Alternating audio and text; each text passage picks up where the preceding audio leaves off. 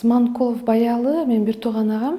Ал 15 жылдан бери 3-чү МВДнын 3-чү отделинде иштеп жүрөт. Ал СБО деп мындай кыскартып айтканда ошондой болот да, наркотик баңги заттардын каршы ошолордун үстүндө иштөөчү бөлүм экен. Ошон 15 жылдан бери иштейт. Акыркы 3 жылда ошол бөлүмдүн Ош шаарынын жана Ош облусунун начальниги болуп иштеп келет.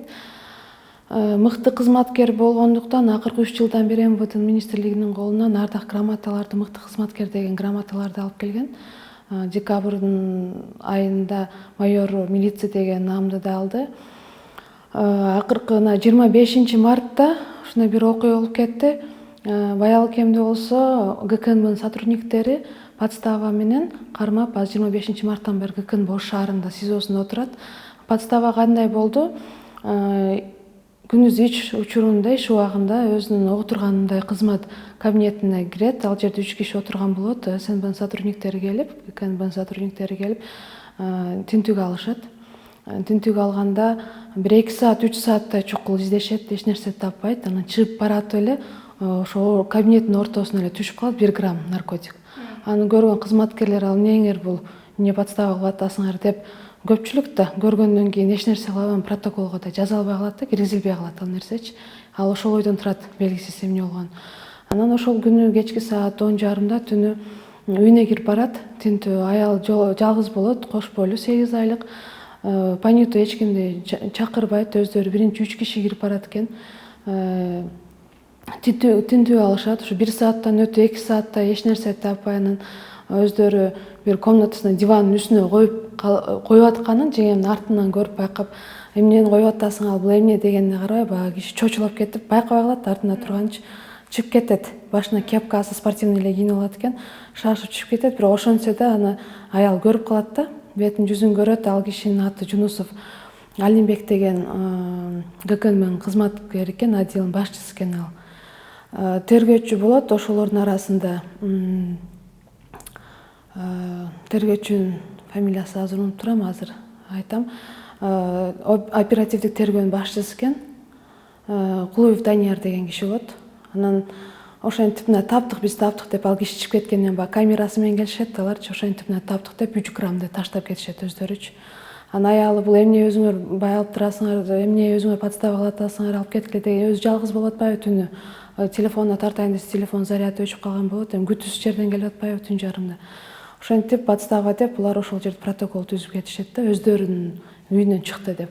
Ошодон бери акыйкатсыз бир тараптуу эле сот жүргүзүлүп, камакта отурат.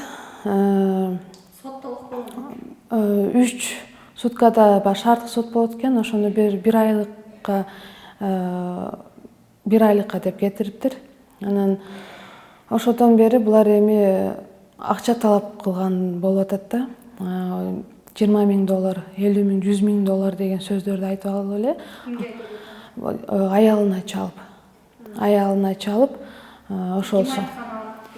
Анык биринчи аты айтылбай аткан, акыркы күндөр Азиз деген бала чыгып атат. Азиз деген бала чыгып, берсеңер ошону биз деген статьясын жеңилдетип беребиз деген маалыматты өзү талаптарды коюп атышат да. Анан деген андан бери чогуу иштеген кызматкерлер бул чын иштеген өзүнүн кесиптешин жалгыз калтырбай, башка маалымат каражаттарын жеткирели десе эч жака чыгарбай атат. Бир каналга, Регион ТВга да чыгып көрүштү. Ал жерден бул шефке жетпеш керек бул маалымат деп чыгарбай коюптур да. Ош ТВга барып көрүптүр, канал бир маалымат бир тараптуу чыгара албайбыз деп. 2 күндөн кийин өздөрү ГКНБ тараптан чыгарып атат маалыматтардычы. Алардын артынан дагы адамдарды салып, ушинтип чыгарган каналдардын журналисттерине чалып, коркутуп, үркүтүп, кысымдар жасап, эч жака маалымат жеткен эмес да. Анан чогуу иштешкендер дагы бизге бул жакка биздей эле чуркап жүрүшөт да, кантип ушундай таза иштеген киши ушинтип подстава болуп эле камалып кетти, акыйкатсыз жок деп. Анан биз бул жакка үнүбүз чыксын деп УКМКга барабыз, 2 күндөй турабыз, эч ким бизге эч кандай көңүл бурган жок. Ушул күнгө чейин 20 күндөн ашып атат бул иштин башталышына. Тергөөчү деген 5-киши алмашып атат, тергөөчү улам алмашып атат. Бул деген ал киши бул ишти алып бара албаганы же кысым жасааларын алдын ала билип таштап коюп атканы да. Демек бул иш жылбай эле бул бир жерде турганын белгиси да, 5 тергөөчү алмашкандыгы. Эми азыр биз үнүбүз жетсин деп УКМКнын төрагасы Ташиев Камчыбек кыдырша ишке үнүбүз жетсин деп атабыз, бирок кат арызда жазып атабыз, туура маалымат жетсе экен деп. Ал кишиге деген маалымат жетти деп атышат, бирок маалыматта Усманкулов баягы систематически прикрывал наркоторговцев деп Кипрас биринчи кармаганда, ошону подзаголовка жазганда, если он систематически прикрывал наркоторговцев, он мог бы себе хотя бы метр квадрат себе дом построить, правильно? Ал деген киши, менин агам ошондой кызматты элесе дагы квартирада жашайт. Жөнөкөй катар эле жели кат. 2 баласы бар, 3-чүсү азыр. Эмне себептен мындай окуя болуп жатат? Ким анын душмандары? Душман бар деген, менин жеке оюмда душман жок эмес. Эмне деген чоң кызматкердеги кишилерди кармап атса болчу. Полковник, подполковник деген эле чоң чиндеги кишилер да результатты алдын ала, мисалы 1 жылдык, жарым жылдык результатты вперед беришет ким бар. Напарниги менен айтып эле жатат, эмнеге биз ушундай көптөгөн килограмм эмес, биз килограммдап айына результат көрсөтөбүз, болгону 3 грамм менен эмнеге подстава кылат. Таза киши ушинтип акталбай, акыйкатсыз болсо, биз деле жумуштан баш тартканга даярбыз деп атат да.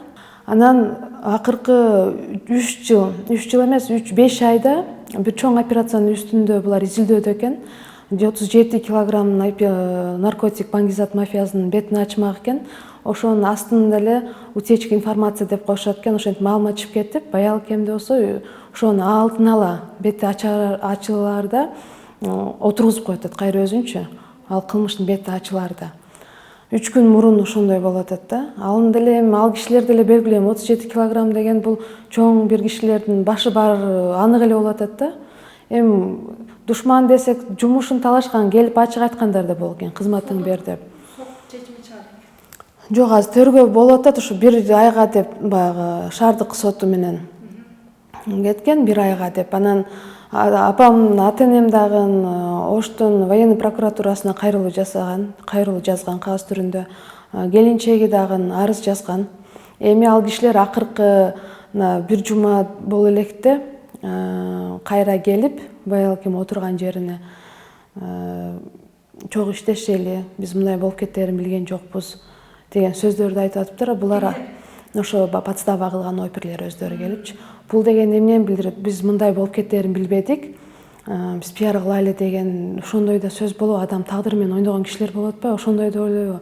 $20,000, $50,000 оңой эле айтып коюп атат да. Булар ошентип адамдан акча сурап, жөнөкөй жарандан адам акча сурап көнүп калган адаттын бири да. $20,000, $50,000, $100,000 бул биз деген жөнөкөй эле карапайым элбиз. Ата-энем 40 жылдан бери Катарда мугалим болуп иштейт, айылдачы. Биз баарыбыз жогорку билимдүүбүз, Кудайга шүгүр. Ар ким өзүнүн тирилиги менен билесиз да. Алар эмнеге мындай чоң сумманы сурап атасыңар? Бизде андай акча жок, эч нерсебиз жок сатып бергидей. Десе биз үстүдө чоңдор менен, шефтер менен бөлүшүбүз керек деген да сөз кеткен да бул жердечи. Ошонун баарында запись барбы? Бул сөздү аялын айтат, келинчегине. Запись жок, бирок аял ал кишини өзү прямой свидетель, кишилерди билет, подстава кылган кишилердичи.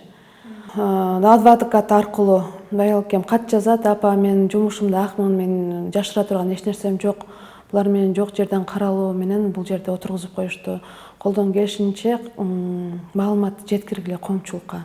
Мен беките турган эч нерсем жок деп ошентип кайрылган да өзүчү. Деп иштеген кишини биздин максатыбыз адилеттүү карап тергөөнү.